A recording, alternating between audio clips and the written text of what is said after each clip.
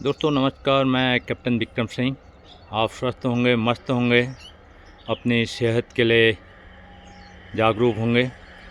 दोस्तों आज आपके लिए बहुत ही ख़ास वीडियो लेकर आया हूं। आप देख रहे हैं आज किसानों की खेती तराई क्षेत्र में आपके सामने में फसल है जो तैयार हो चुकी है और कटाई शुरू हो चुकी है और बहुत सारे लोगों ने गेहूं काट लिए हैं और खेत खलिहान भरे पड़े हैं और खेतों के अंदर पूरी फसल तैयार हो चुकी है। और किसानों को चिंता भी रहती है, यदि बारिश होगी तो कहीं फसल बर्बाद न हो जाए, ओलावृष्टि न हो जाए। आप देख रहे हैं बहुत ही शानदार सामने में आपके खेती पूरी तैयार हो चुकी है और कुछ खेती जो गेहूं हैं ये कट चुके हैं और कुछ यहाँ पर देख रहे हैं आप काटने बाकी हैं। पर एक बहुत जटिल समस्या दोस्तों किसानों के लिए है, जो आकाश की, आसमान ऊपर वाले की जो देखना पड़ता है, कहीं बारिश, कहीं ओलावृष्टि, कहीं कुछ तूफ़ान, इस टाइप की समस्याएं किसानों के लिए बहुत ज़्यादा सामने में पेश आती हैं। जबकि जब फसल तैयार हो रही हो या इस टाइप की दिक्कतें किसानों के लिए हमेशा आती रहती हैं। दोस्तों आज इस फसल को देखकर हमें पुराना समय याद आ रहा है। आपके सामने में जो पहाड़ी एरिया, पहाड़ सामने में नज़र आ रहा है, इसे देखकर पुरानी यादें आज ताज़ा कर रहा हूँ आपके सामने में। पहले समय में दोस्तों पहाड़ों के अंदर भी बहुत अच्छी खेती हुआ करती थी और जैविक खाद डालकर किसान, जो हिल एरिया के किसान हैं, वो खेती किया करते थे। पर आज समय ने करवट ली, पहाड़ी एरिया करीबन 90% बंजर हो चुका है। दोस्तों ये बहुत उत्तराखंड के लिए बहुत दुखद खबर है। आखिर ये खेत क्यों बंजर हैं, जो आज बहुत बड़ा कारण बन चुका है। आपके सामने में ये पहाड़ियाँ हैं, ये एक चाहे तूफ़ान है, चाहे बारिश है, चाहे ओलावृष्टि है, ये पहाड़ियाँ ऐसी नज़र आती हैं। ये बहुत मजबूत हैं, बहुत सशक्त हैं और हमें ये जंगल हैं, जो पेड़ पौधे हैं, हमें ऑक्सीजन देता है, हमारी सेहत के लिए बहुत ही फ़ायदेमंद है। और उसी प्रकार से दोस्तों जो हमारा पहाड़ी क्षेत्र था उत्तराखंड का, चाहे कुमाऊं है, चाहे गढ़वाल है, वो क्षेत्र हमारे लिए बहुत महत्वपूर्ण था। वहाँ से बहुत सारे सब्जियां, फल और किसान उन सब्जियों, फलों को तराई क्षेत्र की तरफ भेजा करते थे, जो हमारी सेहत के लिए बहुत फ़ायदेमंद था।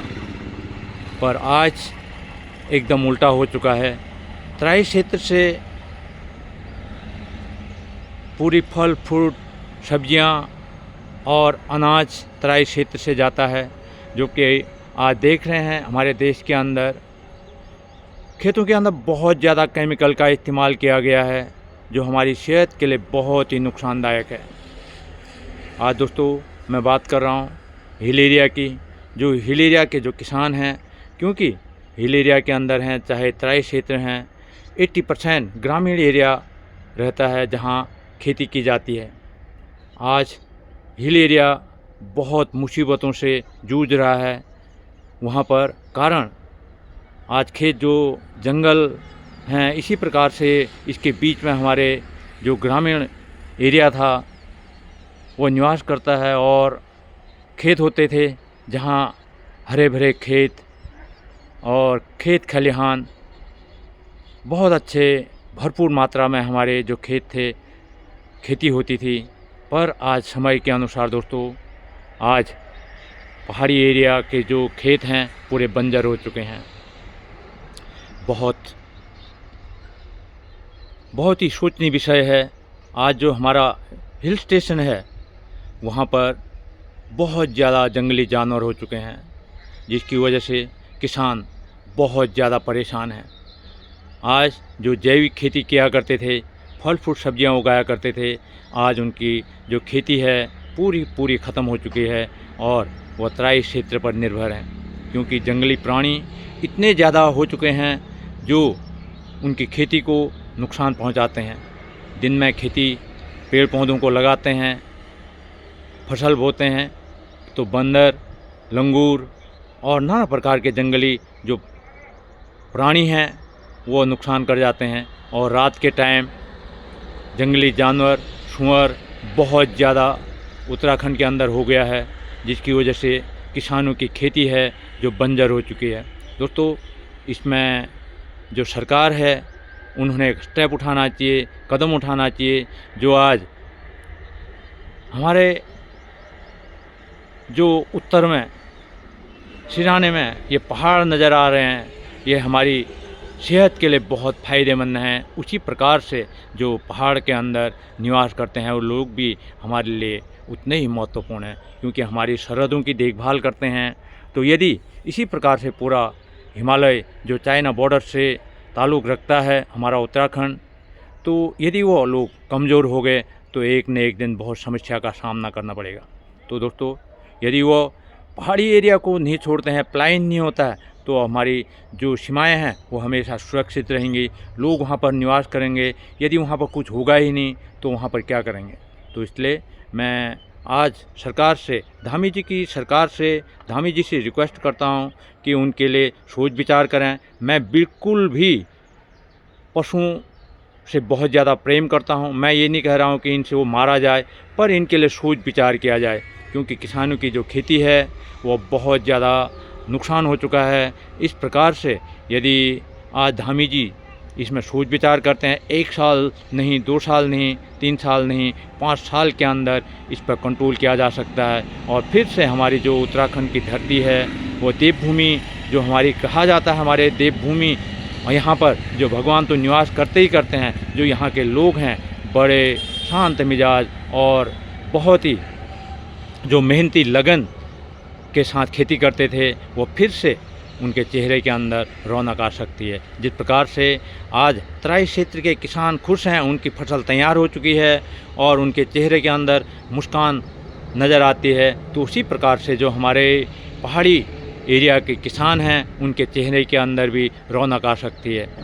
आज सरकार को सोच विचार करना होगा इसके ऊपर कि किस प्रकार से इन पशुओं को कम किया जाए, किस प्रकार से किसानों की मदद किया जाए।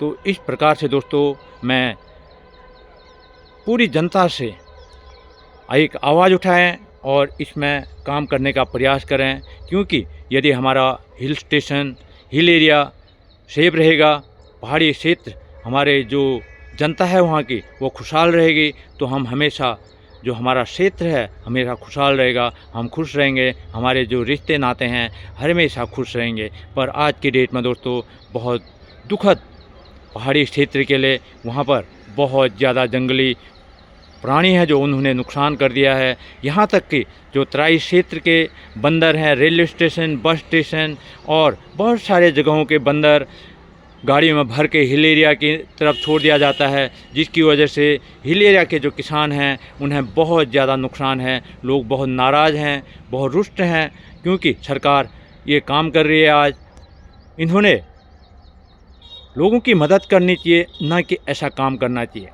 क्योंकि वहाँ पर जंगल ही नहीं है बल्कि वहाँ पर लोग भी निवास करते हैं, जो कि कुमाऊं हिल हमारा मुकुट की तरह है और सीमाओं की देखभाल भी करते हैं वहाँ के लोग। यदि इस प्रकार से आज सरकार ने स्टेप उठाया तो आने वाले टाइम में ज़रूर इस पर जो पशु हैं इन पर कंट्रोल किया जा सकता है, और जो फिर से जो हमारे उत्तराखंड, गढ़वाल, कुमाऊं, जो भी हमारी देवभूमि है जहाँ भी खेती होती है, फिर से वहाँ पर हरियाली और रौनक आ सकती है।